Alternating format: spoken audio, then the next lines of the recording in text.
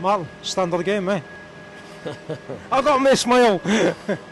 Yeah, do you know what, Andy? Like, let's not kid ourselves. It's been a tough start, and I think the key for this is that everybody stuck together, from ownership to players to staff, obviously the fans. Oh, and I just think I'm just delighted for everybody. I think, for once we put a 60-minute performance together first and foremost. I asked them to win each period. I think we ended up winning all three periods. Our power play was clicking a little bit more, and we showed character. Like they came back to 2-2, and they played last night, and they looked a bit tired in the third. But I guess, as they say, nobody asks how. That's the first one. The players deserve unbelievable credit. They went out there, they got it done, and as I say, I'm just like for everybody associated with the organisation. You and I especially have been kind of talking and saying it's coming, and you can only say that so long. And we had to go and make it happen, and as I say, from the owners all the way down, and especially for these fantastic fans, I'm just delighted that we managed to get it over the line and make a wee bit of history and get our first National League win.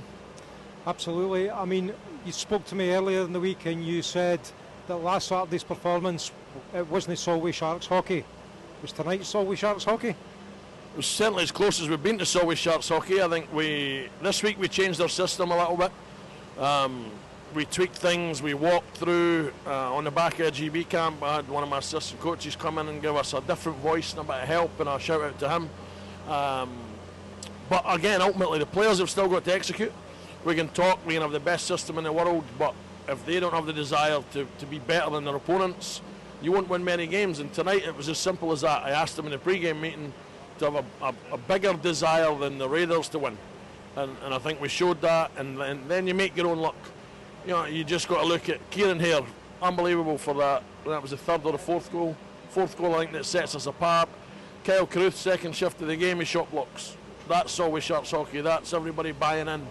Callum makes big saves at big times. Kersey pops up, Lewis Young pops secondary scoring. People can say, Peaks and Dunny are here to score goals. Yes, they are. Dunny blocks a shot at the end, diving. It just showed, it epitomised everything that we're about. And it's the first time in this whole process that we've actually done it, and we got a reward. So if we can play like that every week, we'll win more games, and that's got to be the plan. What pleased you most about tonight's performance? Because when you mentioned a few performers, you could probably go through the whole team, Martin, because everybody put in a shift and a bit. But what was the most pleasing thing from your perspective?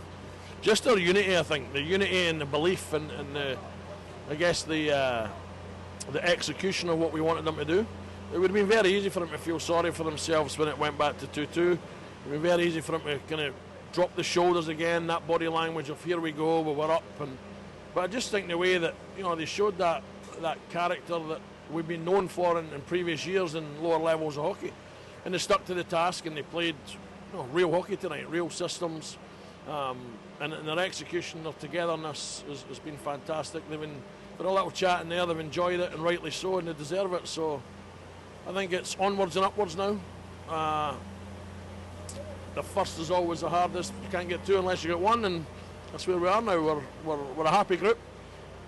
Me personally, I'm looking to tomorrow already now, and I'm thinking we can try and get a 4-point weekend. Yeah, I think so. The one thing that was really pleasing from my perspective, and I think it's probably the first time I've seen it here, nobody left before the end. Even when the final buzzer went, they stayed to applaud their team, and I think that showed unity within the fans as well. A word on the fans. Brilliant. The noise for the start, even kind of just after the anthem, and they start their chanting, and you can hear the horns, and I think we said it even on the podcast during the week. Sometimes when you're a little bit down or a little bit low, and we need them to lift us. They did that tonight. And then on the flip side, I think it showed the unity, as you say, because the players responded. They could have just kind of stuck to that little lull, the only little lull we hit at 2-2. But, they responded, and they wanted to win as much for themselves as they did for the fans. And I think this building so far has been loud. It's been a tough place to play. And if we can get that same continuation now of players making something happen to get the fans engaged and vice versa, this will be a tough place to play. A word as well for 40 or 50 Raiders fans who came up. That we know how long that was. Fair play to them for coming up this way, and hopefully they'll stay over and have a wee party with us tonight. Yeah, hopefully they enjoy it. Both us as a club, the rink, the town's hospitality. I think I think they helped kickstart the atmosphere, if you like, because obviously our guys they came right back with their noise, and credit to them. They've got to spend their hard-earned money to get here, so I hope they've enjoyed. I guess same as our fans have been for the last 6. They might not enjoy the result, but I'm sure they enjoyed the night, and hopefully they enjoy a night out in Dumfries.